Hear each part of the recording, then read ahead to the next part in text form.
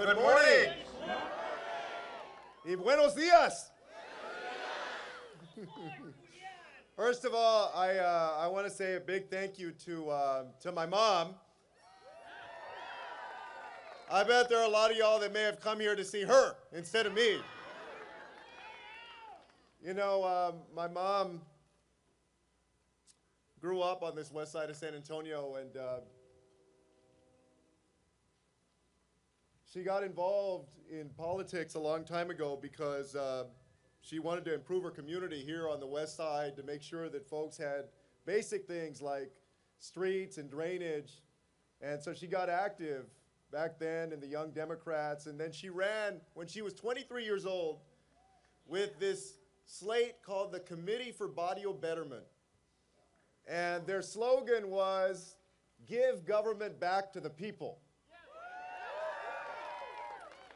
Back then, as y'all remember, they didn't have single-member districts, so very few women and people of color ever got elected. All of that slate of the Committee for Barrio Betterment lost in April of 1971. But on election night, one of the local reporters asked her how she felt. She felt that she felt good about what they had done and that they'd be back. Well, Mom, I think we're back.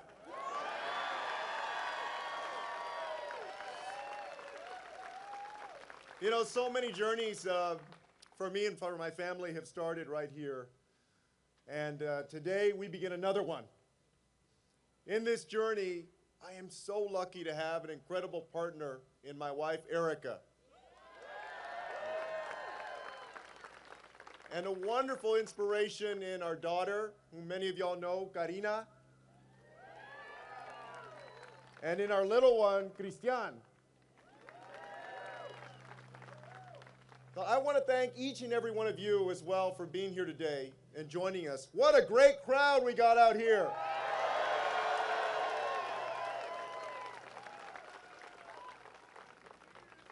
I also want to take a moment to say thank you to the press who are here. You know, there was a time when Joaquin and I thought we were going to go into journalism. And so I know that the press work hard and that they are the friend of the truth in this country. Thank you very much for being here. So this is a special place for all of us, this west side of San Antonio. This is the place where my grandmother Victoria came in 1922 when she immigrated from Mexico as a 7-year-old orphan. It's where she grew up, where she worked hard for years as a maid, a cook, and a babysitter while raising my mom as a single parent. It's where my mother became an activist, working to improve the quality of life for her own community. It's where my brother, Joaquin, and I were raised by my mom, where we went to school. We were baptized just over there at the Guadalupe Church. We got a great public school education just a few blocks away, and I had the honor of serving these neighborhoods as mayor of San Antonio for 5 years.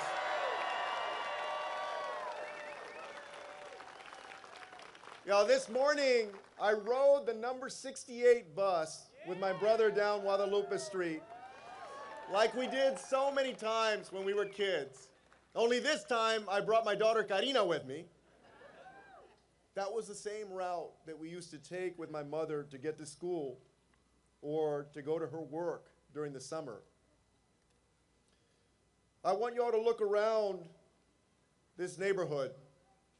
There are no front runners that are born here, but I've always believed that with big dreams and hard work, anything is possible in this country.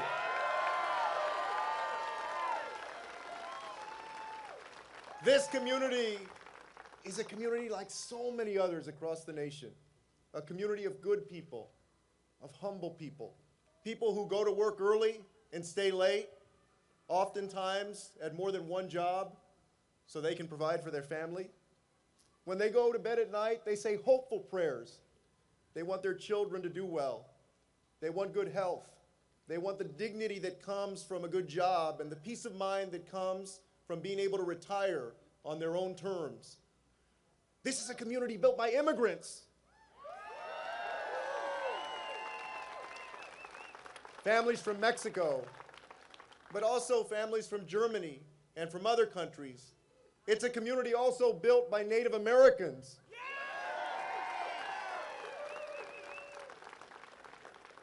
Families who worked to build a future. Folks who came here to serve our country at Fort Sam Houston and Lackland and Randolph Air Force Base. And today, this community represents America's future. Diverse, fast-growing, optimistic, a place where people of different backgrounds have come together to create something truly special. And I'm proud to call myself a son of San Antonio.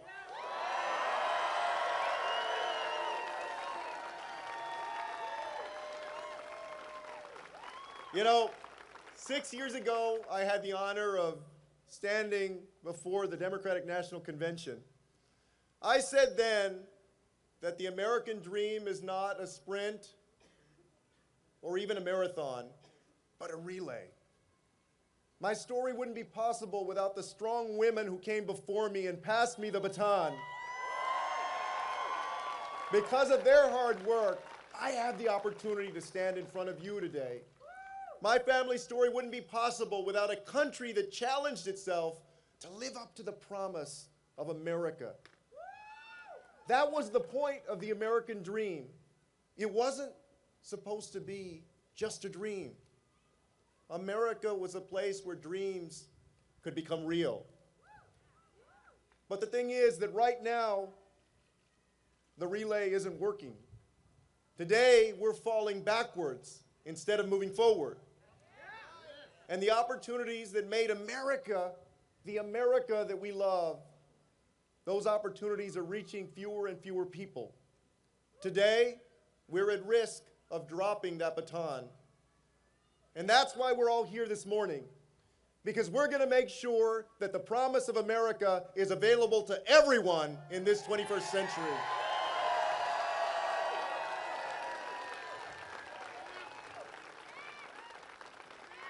You see, I learned from my mother so many years ago in this community that when we want change, we don't wait for change, we work for it. When my grandmother got here almost 100 years ago, I'm sure that she never could have imagined that just 2 generations later, one of her grandsons would be serving as a member of the United States Congress, and the other would be standing with you here today to say these words: I am a candidate for President of the United States of America.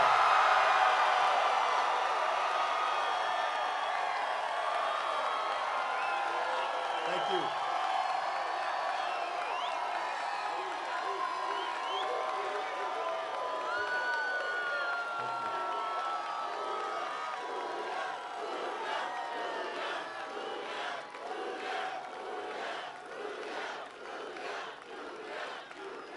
Cuando mi abuela llegó aquí, hace ya casi 100 años, estoy seguro que nunca se imaginó que solo 2 generaciones después, uno de sus nietos formaría parte del Congreso de los Estados Unidos y que el otro estaría ante ustedes hoy diciendo las siguientes palabras: yo soy candidato para presidente de los Estados Unidos.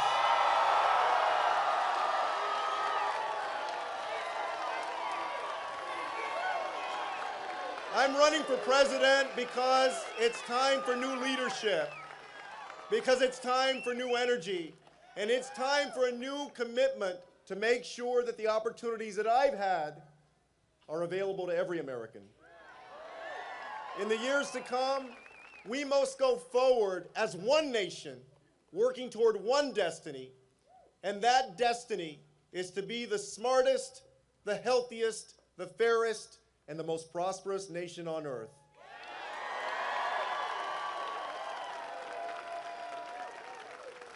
Again, in this 21st century, we must be the smartest, the fairest, the healthiest, and the most prosperous nation on earth. Demanding anything less is a failure of vision, and achieving anything less is a failure of leadership. To be the smartest nation requires an early investment in our children's education. As mayor, I challenged the voters to raise the sales tax to expand high-quality full-day pre-K for thousands of San Antonio four-year-olds. At the time, some said that it was unrealistic, even impossible. Education wasn't my job, they said. And by the way, who's going to vote for a sales tax increase in the state of Texas? But the future of this community was my job. So I put my faith in the people.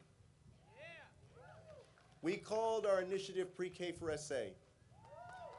And we brought together business leaders with educators, with parents and students to make the case.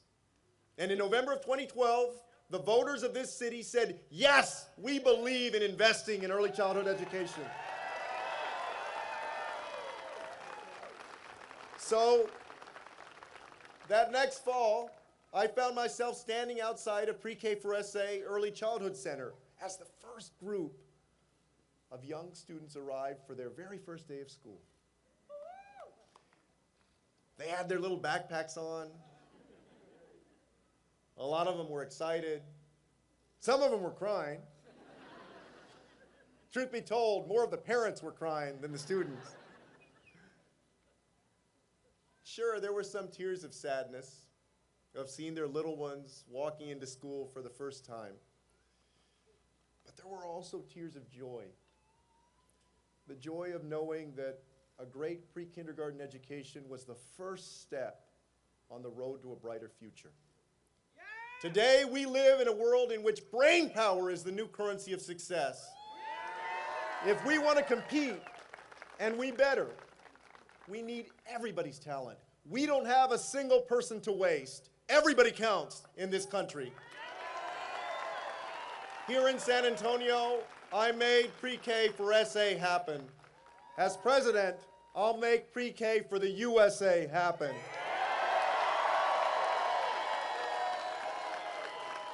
Universal pre-kindergarten for all children whose parents want it, so that all of our nation's students can get a strong start. And you know what? We're not going to stop there. We'll work to make the first 2 years of college, a certification program, or an apprenticeship accessible and affordable, so millions more young people and people who are returning to school later in life can get the skills that they need to get a good job without incurring a mountain of debt.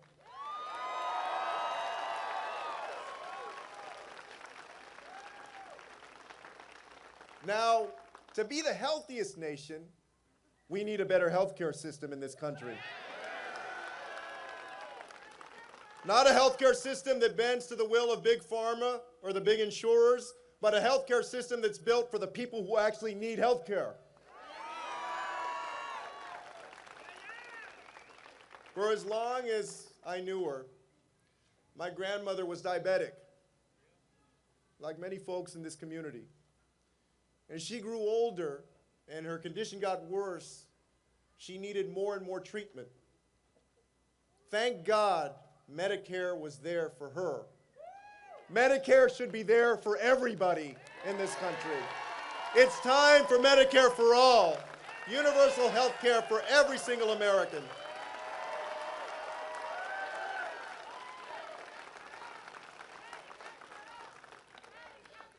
To be the fairest nation, we have to reform and reimagine our justice system. All over this nation, for far too many people of color, any interaction with the police can become fatal. If police in Charleston can arrest Dylan Roof after he murdered 9 people worshiping at Bible study without hurting him, then don't tell me that Michael Brown and Tamir Rice and Ayanna Jones and Eric Garner and Jason Perro and Stephon Clark and Sandra Bland shouldn't still be alive today.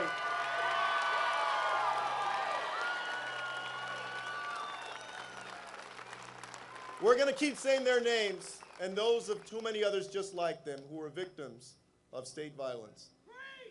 We're going to keep saying that Black Lives Matter while working toward a justice system where that's true. And you know what else is true? For far too many people, they can't afford bail. And an accusation alone can swiftly turn into a jail sentence.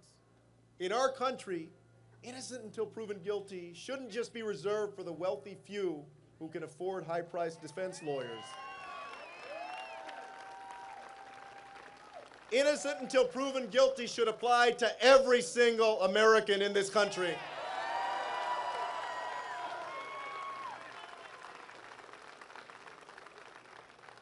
We must also reform our immigration system so that keeping families together instead of tearing them apart is our policy.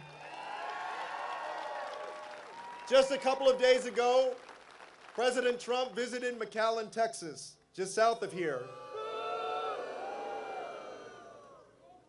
After he'd claimed that we're facing an invasion at the border. The president called it a national security crisis. Well, there is a crisis today. It's a crisis of leadership. Donald Trump has failed to uphold the values of our great nation. Yes, there are serious issues that need to be addressed in our broken immigration system, but seeking asylum is a legal right. And the cruel policies of this administration are doing real harm and damage.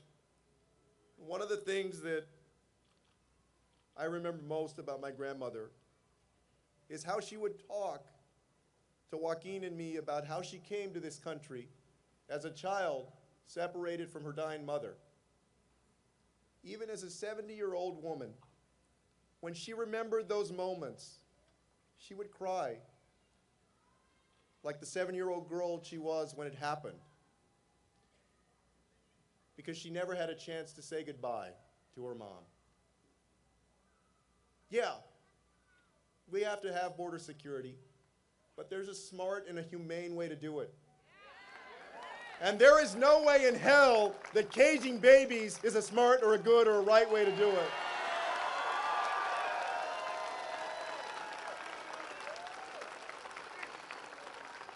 We say no to building a wall and yes to building community. We say no to scapegoating immigrants and yes to dreamers. Yes to keeping families together. Yes to finally passing comprehensive immigration reform in this country. If we all work together, we can build a nation more prosperous, not only for those who are already doing well, but for everybody else. We can raise the minimum wage so that people don't have to work 2 or 3 jobs just to put food on the table. We can protect a woman's right to make her own decisions about her body, because for women, access to reproductive health care is an economic issue.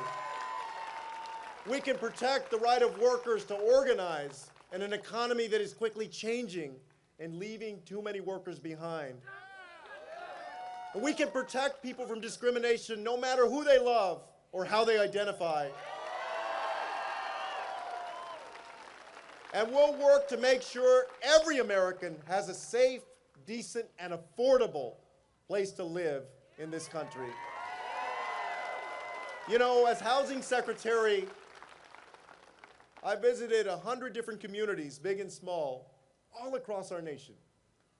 From downtown Los Angeles to rural Wisconsin to San Juan, Puerto Rico, and the Pine Ridge Reservation. And this much is clear: we have a housing affordability crisis in this country. Today, too many families are spending more than half of their income on rent. And that means that more families are doubling up, sleeping on the couches of relatives, or even sleeping on the streets. But you know what? You hardly ever hear about that in politics. That's going to change. We will invest in housing that's affordable to the middle class and to the poor. And I know that we can turn things around. In the Obama administration, we made ending homelessness a priority, starting with veteran homelessness. By the time we were done, we'd cut veteran homelessness almost in half. In the years to come, we can do that and more. Now, the biggest threat to our prosperity in this 21st century is climate change. Don't let anybody tell you that we have to choose between growing our economy and protecting our planet. We can fight climate change and create great jobs in America. And here's the thing, we don't have a moment to waste. Scientists tell us that if we don't get serious about this right now, the consequences will be tragic. So we won't wait. As president, my first executive order will recommit the United States to the Paris Climate Accord.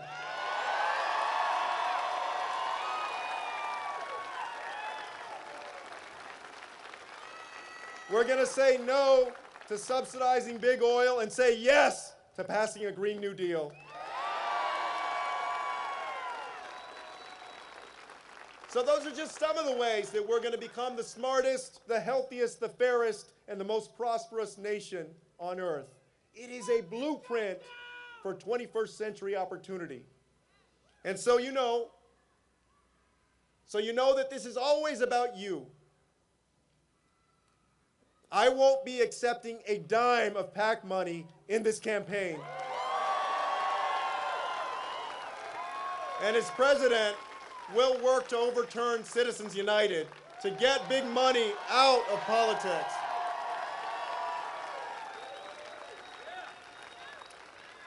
So that's why I'm running, and that's what I'm running for. Now, I'm going to have a lot more to say in the coming days and weeks about my plans. But throughout our nation's history, even in its darkest days, there have always been patriots who came together to do the hard work that it took to get us closer to our nation's ideals. Those who fought to abolish slavery, suffragists who marched and organized for a woman's right to vote, a generation that sat in at lunch counters and marched across the Edmund Pettus Bridge, the activists at Stonewall, those who inspired a generation that is marching for our lives today, people who challenged us to continue to perfect our union. You and I, we stand on their shoulders, generations of men and women who made beds and made sacrifices, who fought in wars and fought discrimination, who picked crops and also stood in picket lines. They didn't wait. They made our nation what it is today. And now it's our turn to take that baton and to make our nation better than it's ever been before.